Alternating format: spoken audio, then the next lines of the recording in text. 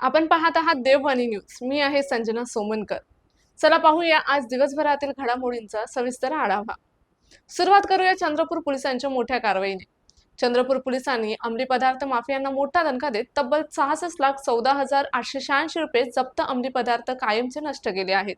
चंद्रपूर जिल्ह्यातील विविध पोलीस ठाण्यांमध्ये दाखल असलेले 51 गुन्ह्यांमध्ये जप्त करण्यात आलेल्या अंमली पदार्थांचा न्यायालय, महाराष्ट्र प्रदूषण नियंत्रण मंडळ आणि जिल्हास्तरीय अंमली पदार्थ नाश समितीच्या परवानगीनंतर नियमानुसार नाश करण्यात आला। या कारवाईत 310 किलो 340 ग्रॅम गांजा, 420 ग्रॅम एमडी पावडर आणि 76 ग्रॅम गर्द असं एकूण 66 लाखाहून अधिक किमतीचा अंमली पदार्थ जाळून नष्ट करण्यात आला आहे। हे सर्व अंमली पदार्थ शासकीय वाहनातून नागपूरच्या बुटीबोरी MIDC येथील महाराष्ट्र एन्व्हायरो पॉवर लिमिटेड मध्ये नेण्यात आले। तेथे अत्याधुनिक बॉयलर प्रणालीद्वारे पर्यावरणपूरक पद्धतीने त्यांचा पूर्णतः नाश करण्यात आला। ही कारवाई पोलीस अधीक्षक आयुष नोपानी, अपर पोलीस अधीक्षक ईश्वर कातकाडे आणि अजिंक्य तांबडे यांच्या मार्गदर्शनाखाली स्थानिक गुन्हे शाखेचे पोलीस निरीक्षक अमोल काचोरे आणि त्यांच्या पथकाने यशस्वीरित्या पार पाडली आहे। अंमली पदार्थांविरोधातील कारवाई आणखी तीव्र करण्यात येणार असून समाजाला व्यसनमुक्त ठेवण्यासाठी चंद्रपूर पोलीस कठोर पावले उचलत राहतील असा स्पष्ट संदेश या निमित्ताने देण्यात आला आहे। आता पाहूया ब्रह्मपुरीमधील धक्कादायक आणि आर्थिक फसवणुकीची मोठी बातमी। कोट्यावधींच्या धान्य व्यवहारात मोठा फसवणुकीचा आरोप समोर आला असून ब्रह्मपुरी पोलिसांनी दलाल आणि राईस मिलच्या संचालकाविरुद्ध गुन्हा दाखल केला आहे। ब्रह्मपुरी तालुक्यातील धान्य व्यापारी नंदकिशोर वेद्द यांनी दिलेल्या तक्रारीनुसार देसाईगंज येथील धान्य दलालाने भंडारा जिल्ह्यातील KMC grain milling and processing unit LLP मध्ये जास्त दर मिळवून देण्याचे आमिष दाखवत मोठ्या प्रमाणात धान्य मागवले।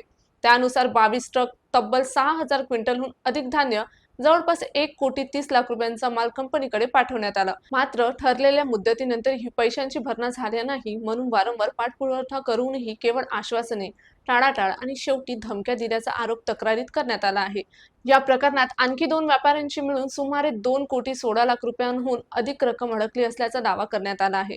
तक्रारीच्या आधारे दलाल सुनील रामनानी आणि KMC grain milling and processing unit LLP चे संचालक मतीन कुरेशी यांच्या विरुद्ध फसवणूक, विश्वासघात, धमकी आणि शिवीगाळ या कलमांखाली ब्रह्मपुरी पोलिसांनी गुन्हा दाखल केला आहे। या प्रकरणाचा पुढील तपास सहाय्यक पोलीस निरीक्षक शीतल खोब्रागडे करत असून या कथित कोट्यावधींच्या व्यवहारामागे आणखी काय उघड होणार आहे याकडे सर्वांचे लक्ष लागले आहे। आता पाहूया चंद्रपूर पोलिसांची आणखी एक महत्त्वाची प्रतिबंधात्मक कारवाई। चोरटे, घरफोडे आणि सराईत गुन्हेगारांसाठी चंद्रपूर पोलिसांचा स्पष्ट इशारा आहे। जिल्ह्यातील तब्बल 198 जामीनप्राप्त आरोपींची विशेष ओळख परत घेण्यात आली आहे। कायदा व सुव्यवस्था अबाधित ठेवण्यासाठी आणि मालमत्तेविरुद्धच्या गुन्ह्यांना आळा घालण्यासाठी चंद्रपूर पोलिसांनी ही मोठी प्रतिबंधात्मक मोहीम राबवली आहे। दरोडा, जबरी, चोरी आणि घरफोडी यांसारख्या गंभीर गुन्ह्यांमध्ये न्यायालयातून जामिनावर बाहेर आलेल्या 198 सराईत आरोपींना पोलिसांसमोर हजर करण्यात आले। यावेळी त्यांच्या गुन्हेगारी पार्श्वभूमीची तपासणी करण्यात आली आणि जामिनीच्या सर्व अटींचे काटेकोर पालन करण्याच्या कडक सूचना देण्यात आल्या। भविष्यात पुन्हा गुन्हेगारी सहभागी झाल्यास किंवा जामिनाच्या अटींचे उल्लंघन केल्यास जामीन रद्द करण्यासाठी न्यायालयात प्रस्ताव पाठवला जाईल असा स्पष्ट इशाराही पोलिसांनी दिला आहे। याशिवाय जिल्ह्यातील सर्व पोलीस ठाण्यांत त्यांच्या हद्दीतील सराईत गुन्हेगारांच्या हालचालींवर 24 तास लक्ष ठेवण्याचे आदेश देण्यात आले आहेत। पोलीस अधीक्षक आयुष नोपानी यांच्या मार्गदर्शनाखाली आणि अपर पोलीस अधीक्षक ईश्वर कातकाडे यांच्या उपस्थितीत ही मोहीम पार पडली। चंद्रपूर जिल्ह्यात शांतता आणि नागरिकांची सुरक्षितता कायम राखण्यासाठी अशा कठोर प्रतिबंधात्मक कारवाया यापुढेही सुरू राहतील असा ठाम संदेश चंद्रपूर पोलिसांनी दिला आहे। आता पाहूया गडचिरोलीतील महत्त्वाची बातमी।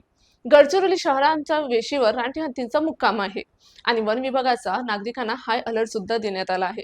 गेल्या काही दिवसांपासून गडचिरोली शहरालगतच्या जंगल परिसरात रानटी हत्तींचा सातत्याने वावर दिसून येत आहे। त्यामुळे परिसरातील नागरिकांमध्ये भीतीचे वातावरण निर्माण झाले असून वन विभागाने सतर्कतेचा इशारा जारी केला आहे। विशेष म्हणजे अलीकडेच हत्तीच्या हल्ल्यात एका व्यक्तीचा मृत्यू झाल्याने परिस्थिती अधिक गंभीर बनली आहे।